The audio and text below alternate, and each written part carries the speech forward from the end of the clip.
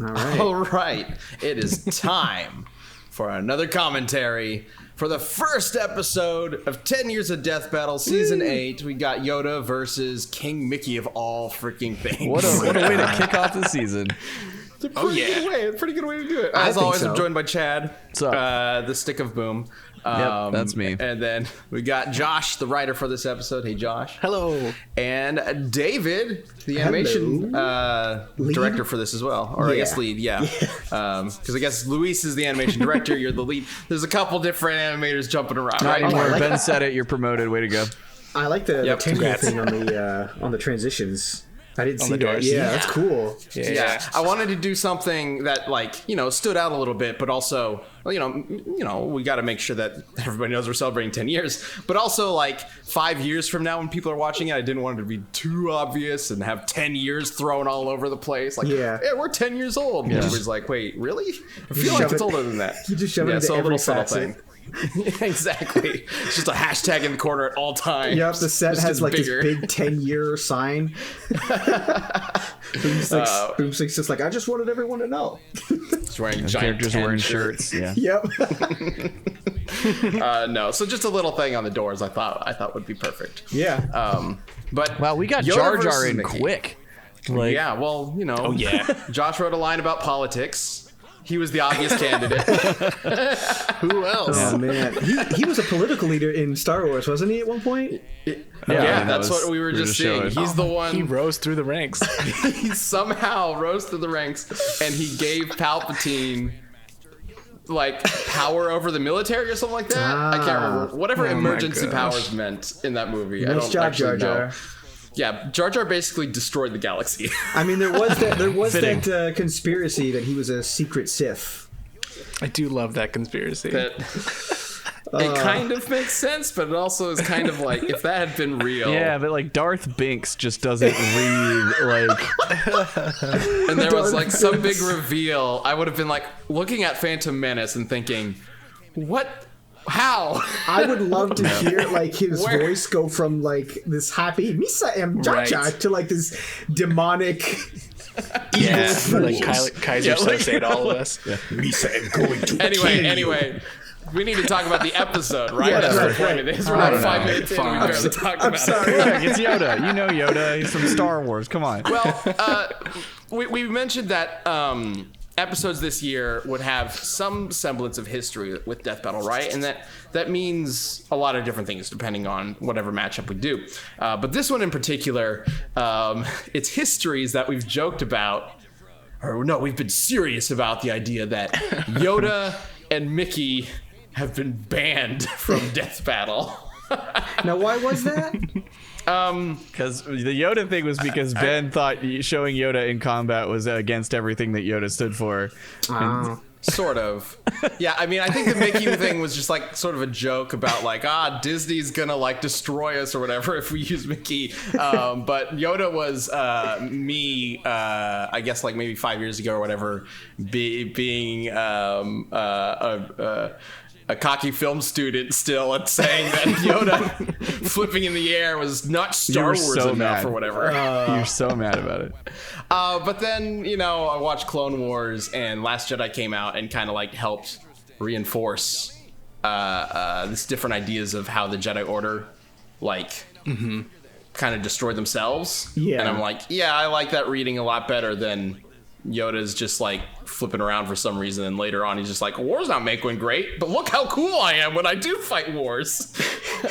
Which is kind of the issue I had with the prequels when they first came out, because they don't really present that idea. That's not really a reading of the text you can get from the prequels alone, but with other stuff you can definitely expand upon it. People have really softened up on the prequels over time. I think the memes have helped a lot, but it's interesting to see. And I think like I mentioned, Clone Wars and Last Jedi.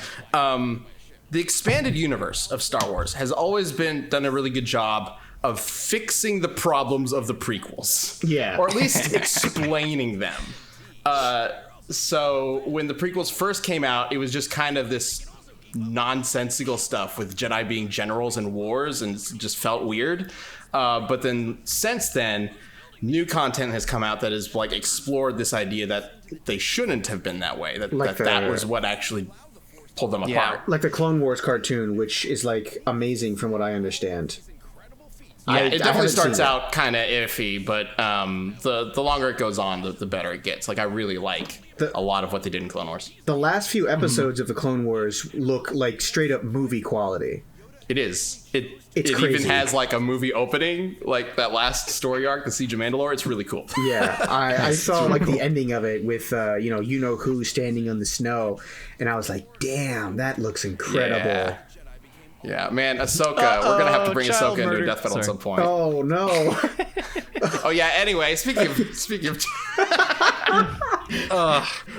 to the everywhere. episode. Oh, look at them all. Man, who's gonna have to clean that up? Who cleaned that up when they were done?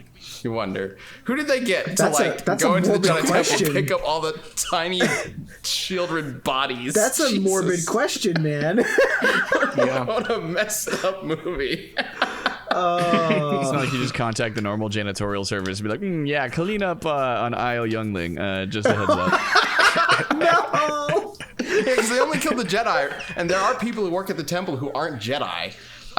That's actually established in the Clone Wars pretty well. So what are they doing? Did they just go up and sweep up all the dead children? Oh my god. Oh, Jesus, Ben. Oh no. We got it. Okay. Is there something we can talk about in this episode? Josh, you wrote this thing. Is there something you want to talk Please about? help us. So Oh my about gosh, child just murder. how- No, It was hard. it was It hard. was so hard to write this Kill episode. children? Oh no. Sorry. That's pretty easy. It's like the fun part of writing for Death Battle is that challenge. It's like it's research, it's fun, and it's in the voice of Wiz and Boomstick, right? You got to check these boxes, and then these characters are like, oh, but let's hit you with so much, particularly Mickey, and we can talk about when we get to him. But it's like, Which is how do about you right now. explain? How do you explain Kingdom Hearts without all these crazy? Like nouns that nobody understands, like they just made up. It's so hard to talk through Kingdom Hearts, and I've played all the games. It just doesn't make any sense. You know, it's funny. I saw a video of someone like explaining the entire like plot of Kingdom Hearts. It's like five or so minutes long, and in the comments, people are saying, the funny thing about this video is that there are only 2 jokes made in it because it sounds so ridiculous. Yeah. Apparently, the story starts with like a browser game, and then just goes from there. I'm not even lying to you. Yeah. There was like a mobile game that was Japan only or something like that. that Yeah. It's crazy. is now out of, like, you can't get it anymore, but it has like major story elements, or maybe it's an arcade game. I can't remember.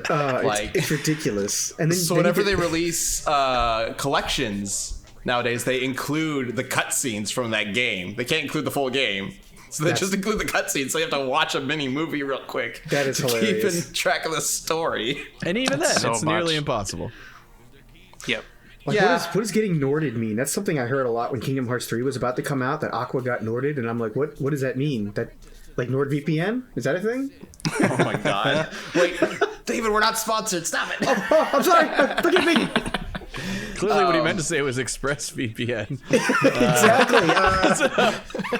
You just Protect edit your that out. online privacy today. Anyway, That can be Chad, this edited episode out isn't post. sponsored by ExpressVPN. What are you it's talking hammered about? into me. Go watch that middle cast. You'll know what he means. Oh my god. Anyway, moving on. But this matchup in particular, so Yoda, there are a couple different like popular requests for this matchup, right? Or for Yoda specifically, right? I know Meta Knight is one that I've seen quite a bit, which sort of makes sense. But but I they both definitely have a think I sword and prefer. they're tiny. Like, Yeah, kind of. Although Meta Knight's technically 8 inches tall, so Yoda could actually like crush him with his own foot, which is interesting. I didn't even know he was that small. really? Yeah, the Kirby characters are really small. But I don't know. King Mickey always felt like the right pick to me. Just because of how similar they are in terms of their weaponry, the idea that they're using light, the power of light in some way, light side, the light itself. They're basically both grand masters of an order. They are leaders, they are mentors, that so much about them is so similar, and they are so iconic just as those types of characters. So it just You felt included it! right to me. Yes. Yes. I mentioned Yes. this in the recording. Oh, we were talking about Pluto. I was like, in the new like French cartoon, there's this nightmare episode where Pluto eats Amazing. everything, and it's That is ridiculous. It was perfect for the whole nightmare thing that Josh. Well, we were just kind of talking through the script. Yeah, that and, was like in a review, I think. Yeah. yeah, we kind of came up with that on the fly. How do you even use this thing? This X blade. It's 2 handles. What do you do with that? Yeah, just extra handles. There's no sense. Is it like hold it like an a X. guitar with 3 necks or whatever? It's like scissors. Okay. But there's a blade at the end. That face. Oh my You god! edited this? Yeah. Did you edit this, shows? No. I think No, it was this Nick. Was it Nick? This was Nick. Nick did a great I job. believe. Yeah. Oh yeah. Just double checking that because I know. Yes, it was Nick. Yeah, he did a fantastic job. I've talked about it before, but our editors are really stepping up their game for this year's season, Hell yeah. and It's crazy. you'll definitely see it in some of the comic book characters that we've got coming up. You know, you've got to have a comic book character at least once. Some of the comic stuff and manga stuff this year is going to look really cool in the edit, but like Kingdom Hearts itself, like, is just difficult in general, not just to write for, but to edit. Yeah. Because it's just so much, and you got to be so Yeah. specific, right? Like, the script is talking about this one weird random thing, You have to go find and it. you're like, what is that? Yeah. Yep. There's no. Do I know what this is? No? Okay. I will have to go find what this is. And then you spend several hours, and it's just like 5 seconds of footage. But yeah, exactly. Editing is one of the most tedious jobs in the world. Not in the world, but in our like industry. Yeah. And if you don't like it, man, you get bored real fast. Oh, yeah. So now we I get to really the actual appreciate them fight. being able to put this kind of stuff together. Hell yeah. All right. This is the first time I've seen the fight. we I'm go. excited. I think it came out gosh. really well. Yeah, it's awesome. Okay, we need to when they step up to each other, we need to stop and make sure that Chad hears their voices because it's pretty great. Yeah, Here it is. shh.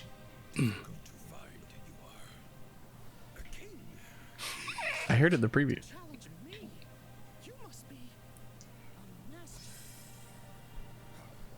Wonderful. The best thing about so this great. fight is it's played so straight. On Final But those Destination, no voices- items. Yep. Exactly. But those voices exactly are what I pictured. hilarious. Oh man. My favorite thing is that in the first draft of this fight, I think there's maybe a third of this dialogue, and with every revision, everyone in the room was just like, "Add more dialogue, add more dialogue." We want them to talk. It's like, all right, okay. We need them to talk as much as possible. Ready to die, bitch! Especially once we got Keston and Philip as the voice actors, like they're so So perfect. good. So perfect at it. Oh god. You want to talk about that shot, David? So that shot, like, we asked Daito to change the camera angle to be a little more lower, and like Mickey's giant nose blocked his eyes, so like you couldn't see his expression. So we're just like, what if he like instead of like scratching the underside of his nose, he did the top and he just So he pushed his it nose down? That's hilarious. That's awesome. Wouldn't a lightsaber cut through a keyblade? No, All right. actually, it's able to deflect lasers and stuff. That's mentioned earlier in the episode to make sure Yeah. that that's clear. love how- It should be okay. I love the flashy stuff that Devil had Mickey do. Like it's crazy. I wish I'd done a little more of it in my shots, but he really went all out with these effects. Like I still like this shot's probably like one of my favorites. Just watching Mickey Hell blow yeah. up all It's of so the great. Just blow up meteors? Yep.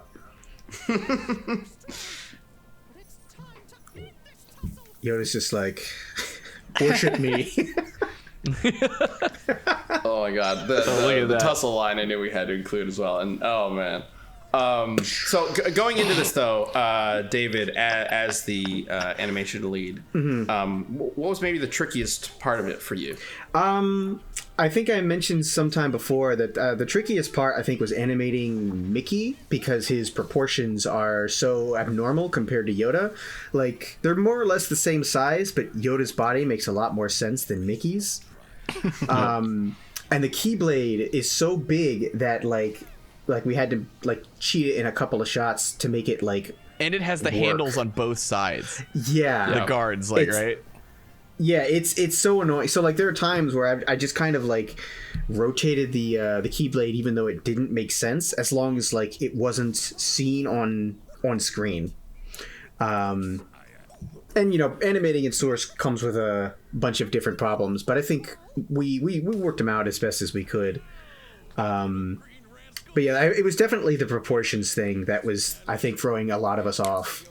Yeah, Mickey was definitely clipping a lot. His arms through his face, the sword through his ears. Very common thing for very early animation, just in general, but like it was really obvious with Mickey. And if you didn't notice, that was we have a new KO sound at the end there with Ringmaster from DBX. Oh, nice. That's awesome. Which is awesome. It's been Christopher Guerrero for many, many years now, and he's awesome, and we're so happy that he was able to provide the voice for that. But we're shifting to Ringmaster for the 10-year anniversary because he's going to be involved a little bit, as you might have seen in an earlier animated scene. I did see that. He might be a little more involved in Death Battle this year. We'll see. I'm looking forward to it. Hint, hint, wink, wink, nudge, nudge. We got plans, okay? We got plans for a 10-year anniversary. It's gonna be cool. I'm sure another thing you noticed, by the way, the expressions on Mickey, that was fun. He has two modes, angry and happy. Yep. It was very hard to have him do anything other than those. Yeah, what else do you need for Mickey? It was so weird, like watching him go from this happy-go-lucky guy to just look at that, anger. Cold-hearted, angry murderer. So let's pull his forehead down as far as we can. Well, yeah, I mean, if you pull it only halfway down, like, it doesn't look right. It really looks doesn't. so weird. Like, you can make a confused expression or a worried expression. That works okay. But generally speaking, it has to be happy or mad. It's crazy. Oh, man. Speaking of happy or mad, here we go. next battle is the Battle of the Edgelords. I love Edgelord it. versus Edgelady. I'm so versus excited. Ryuko. The first sprite battle of the year. Luis and his team have been doing a kick-ass job with it, even recreating some of that like Studio Trigger feel with it. It's gonna be really dope. Oh, yeah. Can't I'm wait so to share it with excited. you guys. Thank you, Chad, Josh, David, for joining me for this commentary. Thank you all watching this. If you're watching this as a first member, we really appreciate you being able to support us and also checking out Death Battle content early. If you're watching this on YouTube, maybe check out what being a first member gets you. It'll be awesome. You guys ever noticed that Yoda has a 6-pack of abs on his head? You're right. That's a nice. That's the end of this. Goodbye.